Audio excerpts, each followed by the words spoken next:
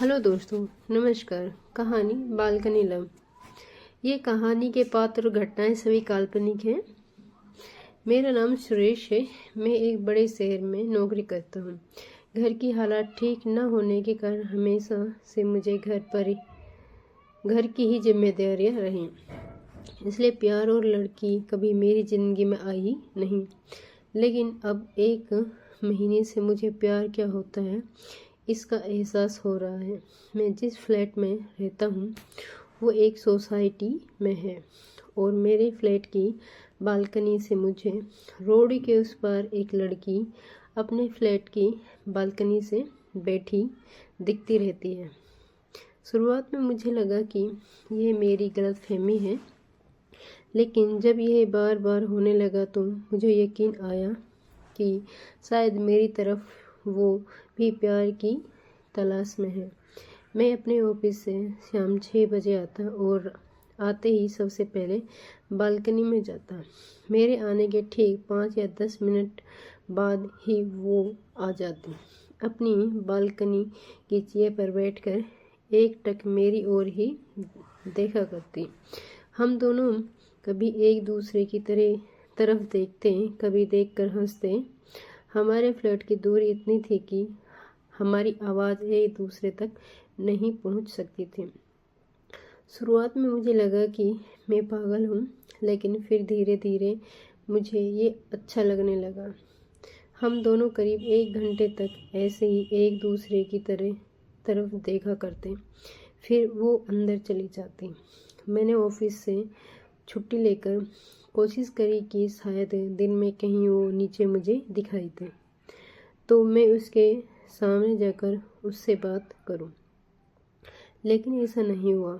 दिन में वो मुझे दिखाई ही नहीं दी।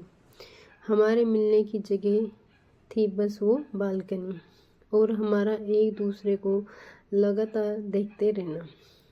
मेरे रूम में मेरा एक पार्टनर भी रहता था। मैंने कोशिश की थी कि उसे न बताऊं, लेकिन उसे धीरे धीरे पता चल ही गया। अब वो मुझे तरह तरह की राय देता रहता। वो मुझे कहता कि लड़की को एहसास तो करा कि तो उससे बात आगे बढ़ाना चाहता है। इस तरह दोनों कब तक बालकनी से एक दूसरे को देखा करोगे। उसने मुझे राय दी थी कि मैं एक दूरबीन से उसे देखूं तो उसका चेहरा भी साफ दिखाई देगा और उसे भी क्लियर हो जाएगा कि तू उसे पसंद करता है। उसने मुझे दूरबीन लाकर भी दे दी, लेकिन मेरी हिम्मत नहीं हुई। मुझे लगा कि कोई उसका घर वाला अगर देख लेगा तो हमारी लव स्टोरी शुरू होने से पहले ही ख़त्म हो जाएगी।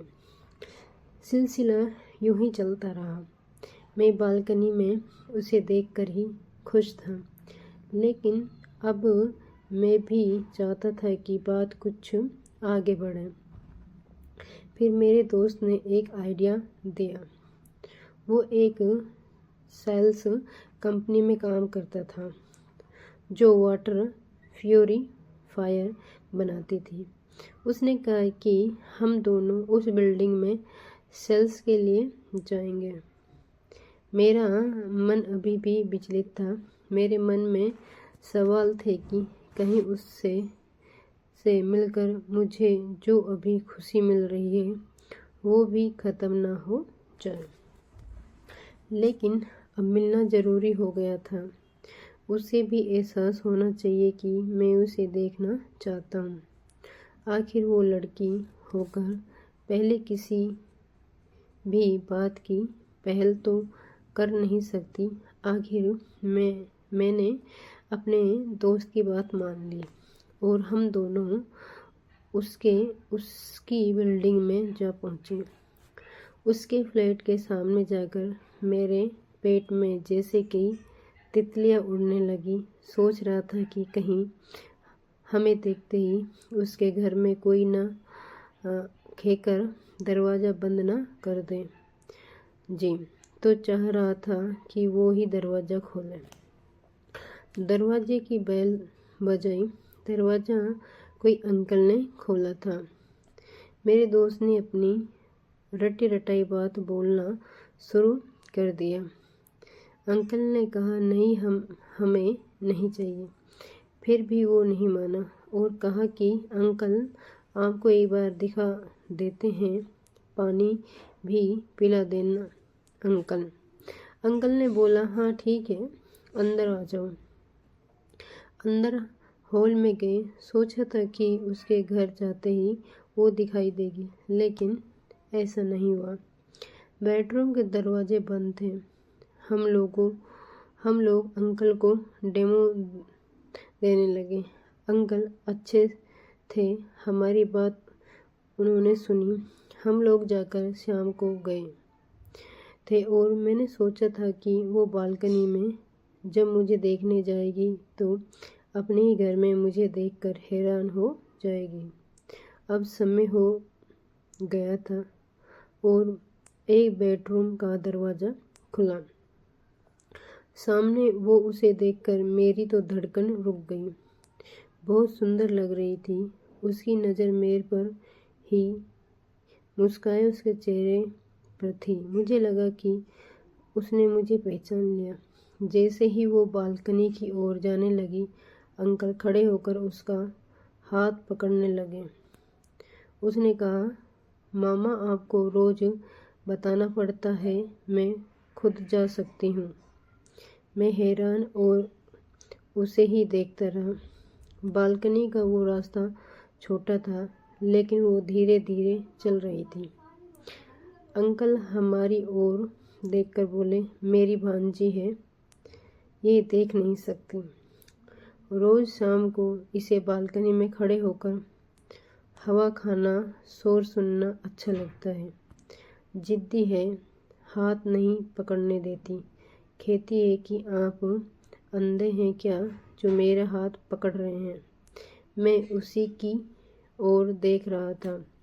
वो बालकनी में वैसे ही बैठी थी, उसी तरफ ही देख रही थी, वैसे ही मुस्कुराते हुए। हम वहाँ से आ गए, लेकिन हम दोनों को ये सुनकर बहुत बुरा लगा। मुझे लगा जिससे प्यार कर बैठा उसने तो मुझे देखा ही नहीं। फिर मैंने सोचा क्या फ़र्क पड़ता है। मैं अब भी रोज़ बालकनी में बैठता हूँ और उसकी तरफ एक टक देखता रहता हूँ। मुझे बस यही चाहता था, उससे आगे मैं सोच नहीं रहा था। अगर दोस्तों कहानी पसंद आई हो तो लाइक शेयर सब्सक्राइब ज़रूर करें।